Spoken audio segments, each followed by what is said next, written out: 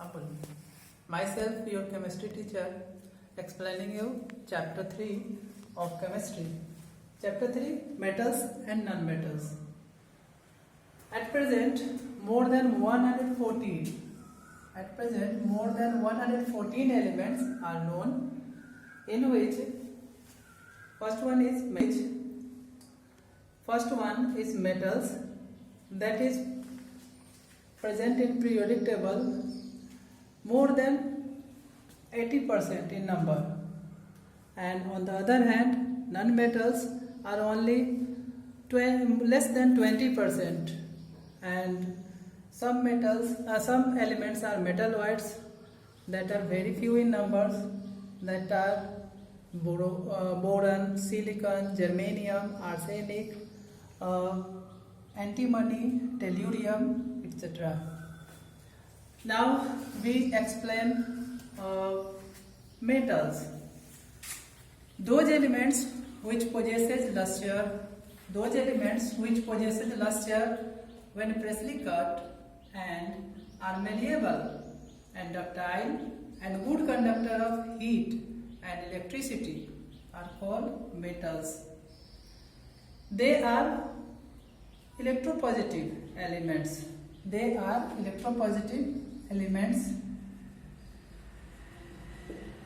For example, sodium. If we ionize sodium, they give one electron and becomes electropositive by expelling out its electron. Its outermost shell vanished and they have one positive charge. So metals are also known as electropositive elements. Here is some examples of metals like sodium, potassium, calcium, magnesium, aluminum, chromium, etc. Now we know non-metals, those elements which do not possess luster and are neither good conductor of heat and electricity nor malleable and ductile but are brittle are called non-metals. They are electronegative elements. How? When in the gaseous state chlorine accept one electrons, they become chloride ion by accepting one electron of another atom of metals. For example, chlorine, bromine, iodine, carbon, sulfur. These elements are non-metals. Another form of elements are known as metalloids. What are metalloids? Those elements which show properties of both metals and non-metals are called metalloids. They have both the properties of metals and non-metals, so they may be electropositive or electronegative. For example, boron, silicon, germanium, arsenic, antimony and tellurium. These are examples of metalloids. Now we see that what is the position of metals in periodic table.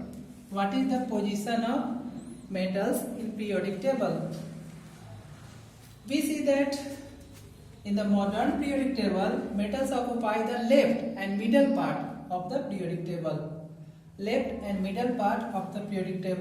And some metals also occupy the footnote part of the periodic table. For example, inner transition elements. Now we know the characteristic properties of metals. First one is physical properties of metals. In which first one is electronic configuration of metals. That means arrangement of electron in the cells in neutral atoms. or ionic atoms. They generally possess 1, 2 or 3 electrons in their outermost shell of valence shell. Outermost shell or valence shell.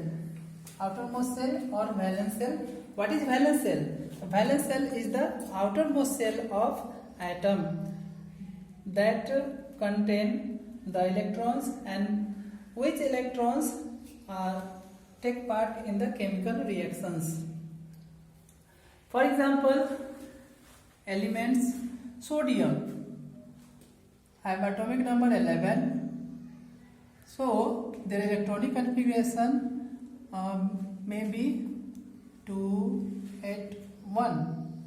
Magnesium, its atomic number is 12 and electronic configuration is 2, 8, 2. Aluminium, its atomic number is 13 and electronic configuration is 2, 8 and 3. Here we see that first cell K, second cell L, third cell M.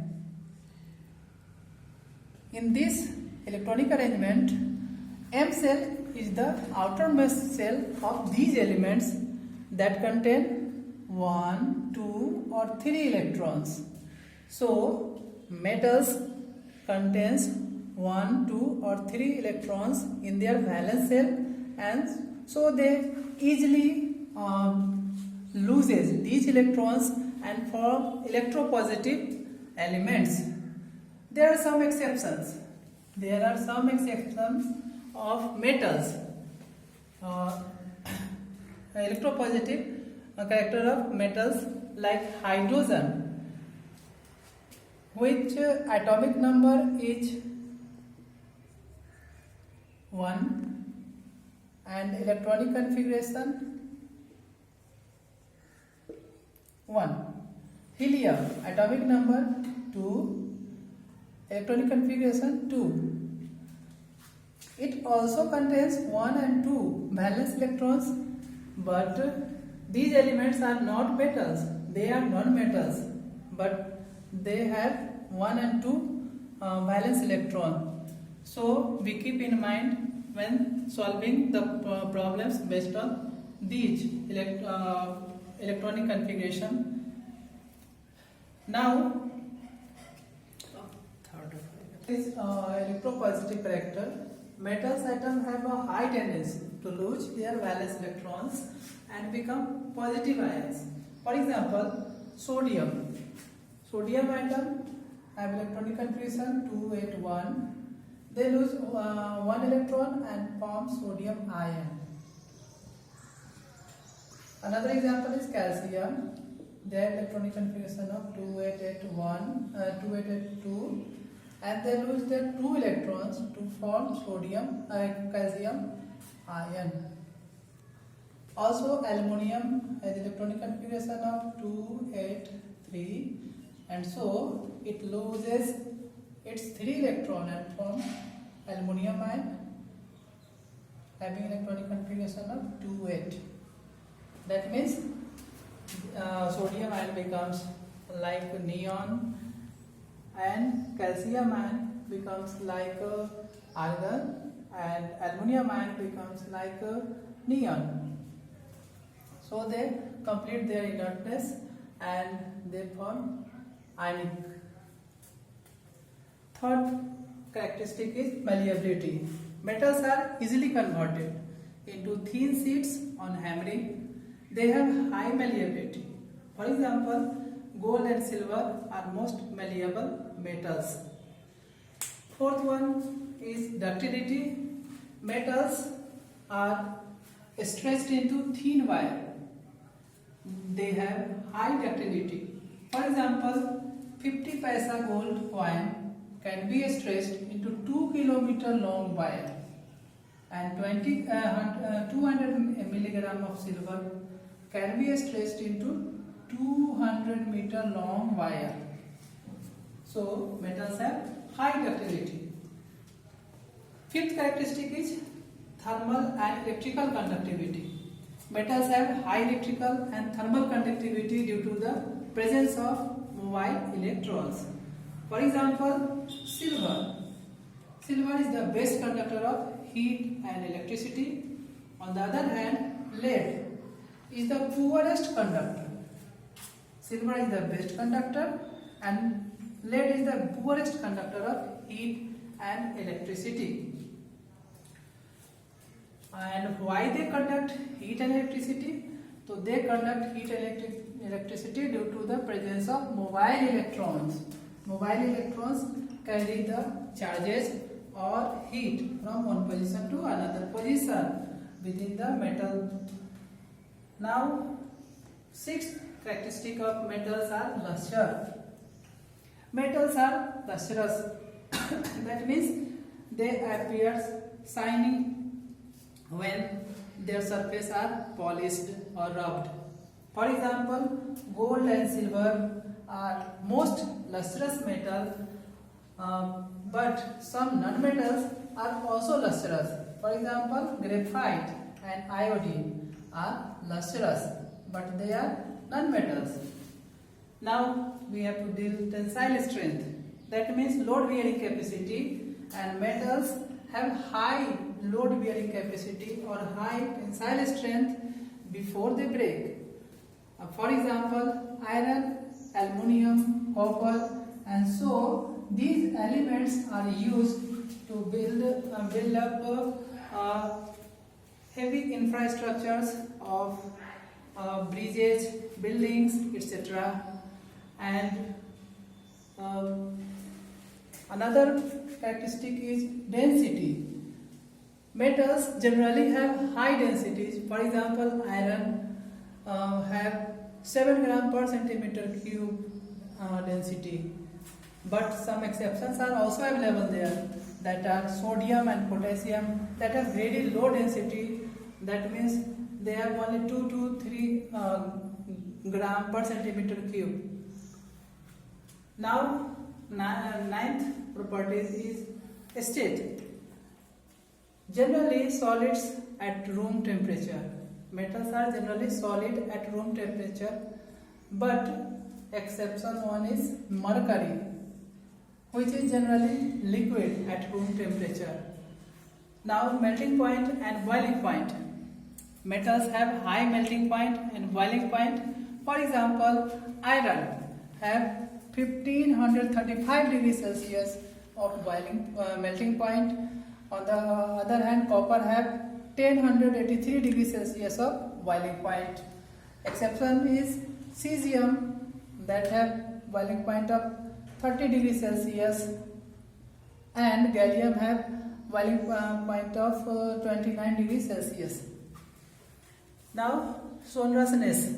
Metals are generally sonorous.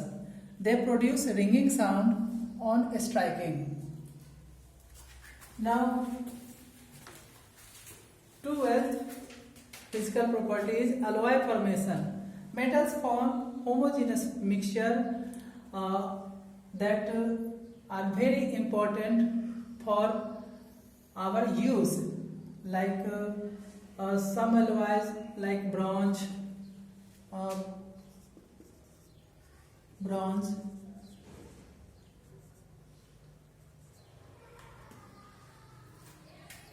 brass. They are very important characteristic that they form alloy. Now, last one is hardness. Metals are very hard. For example, iron, copper, aluminium, etc. are very hard. On the other hand, some metals like sodium and potassium are very soft. They are cut with knife. Thank you.